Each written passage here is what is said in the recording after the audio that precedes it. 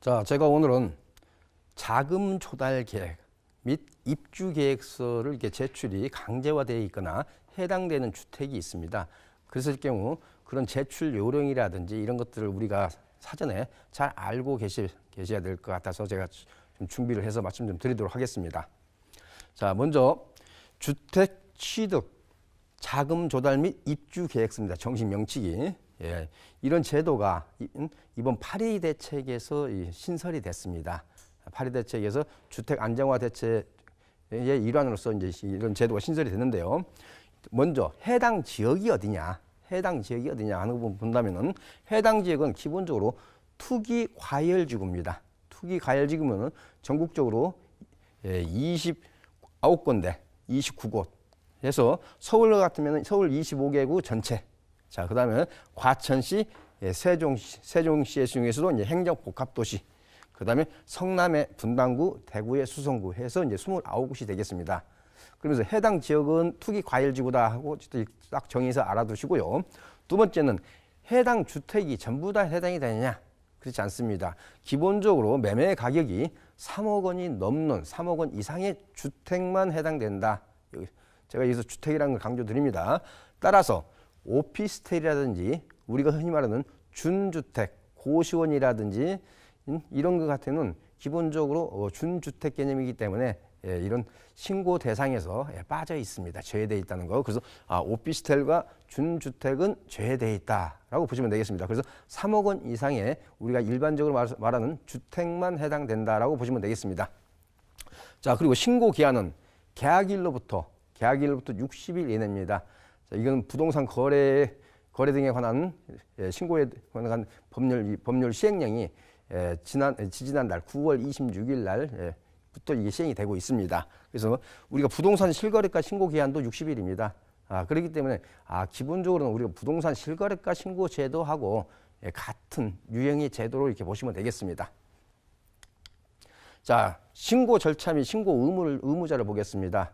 자, 우리가 일반적으로 이게 주택을 거래를 할 땐 두 가지 유형이 있죠. 첫 번째는 공인중개업소를 갖다가 끼고 우리가 매매를 하는 경우가 있고, 두 번째는 직거래하는 경우가 있죠.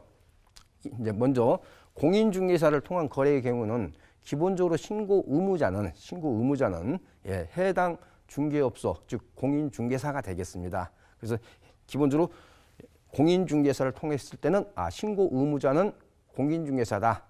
그렇다고 해서 매수인이 직접 해당 시군구청의 담당 부서에 제출을 해서 필증을 받을 수도 있습니다만은 원칙적으로는 해당 공인중개사가 신고 의무자입니다. 그렇기 때문에 따라서 매수인은 해당 공인중개사가 신고를 할 수 있도록 자금 조달 계획 및 입주 계획서에 대한 정보를 50일 이내, 즉 계약일로부터 50일 이내 해당 공인중개사한테 제출할 의무가 있습니다. 그러면 그걸 받아가지고 이제 해당 공인중개사가 지자체 신고 담당 부서에 제출을 해서 신고 필증을 받아야 됩니다. 반드시 신고 필증이 있어야만이 소유권 이전 등기를 할 때 필요한 서류가 되겠습니다. 자, 두 번째는 이제 직거래 경우죠. 직거래 경우는 신고 의무자가 기본적으로 매수인이 되겠습니다. 매수인. 그래서 매수인이 해가지고 작성을 해서 해당 지자체에 신고를 하면 되겠죠. 그러면 이런 직거래인 경우도 부동산 실거래가 신고를 해야 됩니다. 그렇기 때문에 이런 부동산 실거래가 신고는 매도인과 매수인의 이제 공동 책임이죠.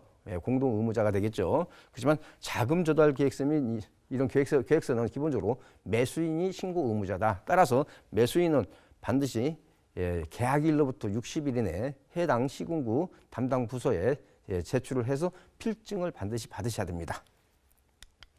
자, 이번에는 이런 신고 양식 좀 보겠습니다. 신고 양식인데 이 화면에 보이듯이 이쪽이 신고 정신 양식이 되겠습니다. 그러면 이런 신고 양식에 들어가는 내용이 뭐냐 하는 것을 좀 살펴보겠습니다.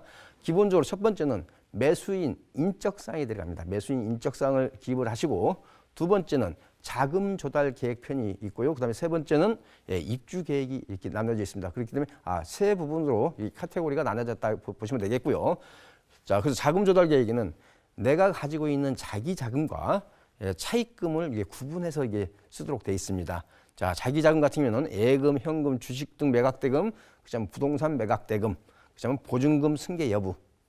우리가 전세 보증금이 있으면 전세를 끼고 살고 있는 전세 보증금이 얼마라는 것을 표시를 할 필요가 있겠고요. 그다음에 차입금은 대출 금액과 기타 차입 금액으로 이렇게 구분해서 넣으시면 되겠습니다.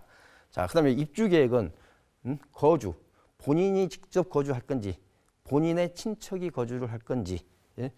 그다음에 임대, 내가 전세로 놓을 건지 월세로 놓을 건지, 그리고 나서 입주 예정 시기를 갖다가 기입을 하시면 되겠습니다. 그렇기 때문에 크게 매수인 인적사항, 자금 조달 계획, 입주 계획 이런 내용으로 이루어져 있다고 보시면 되겠습니다. 자, 그리고 이번에 이제 부동산 실거래가 신고 제도가 좀 바뀌었습니다. 자, 전에는 기본적으로 부동산 실거래가 내용을 갖다가 이제 내용을 바꾸거나 해제를 신고를 해제를 하려면은 매수인과 매도인의 어떤 서명을 받은 신고서가 있어야 됩니다. 자, 그런데 이제는 6월 3일 이후에는 금년 6월 3일 이후에는 해당 공인중개사 직권으로 신고를 해제를 할 수가 있습니다. 자, 여기서 주의할 점은요. 해당 공인중개사가 직권으로 신고를 해제를 할 수 있다 손 치더라도 추후에 법적인 분쟁이 제기가 될 수 있기 때문에 해당 공인중개사는 그래도 매수인과 매도인의 관련된 서명을 받아 놓으시는 게 현명하겠죠. 자, 몇 가지 유의사항 말씀드리겠습니다. 첫 번째, 이런 자금 조달 계획 및 입주 계획서는 자료가 국세청과 정보가 공유가 됩니다. 따라서 실제 내용 중심으로 반드시 이제 기입을 하셔야 된다는 거고요.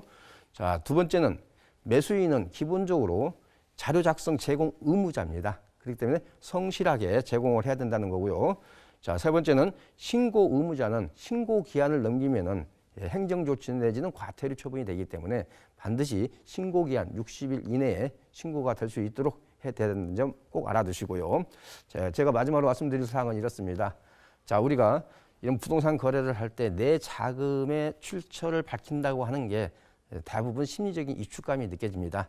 그렇다 손치더라도 투기 가열지구의 3억 원 이상의 해당 주택은 이런 자금 조달 계획 및 입주 계획서 작성이 의무화되어 있기 때문에 반드시 충실하게 내용을 기입을 하셔서 신고 기한 꼭 준수하셔서 제출하셨으면 좋겠습니다. 자, 오늘은 자금 조달 계획 및 입주 계획서의 제출 요령에 대해서 알아봤습니다.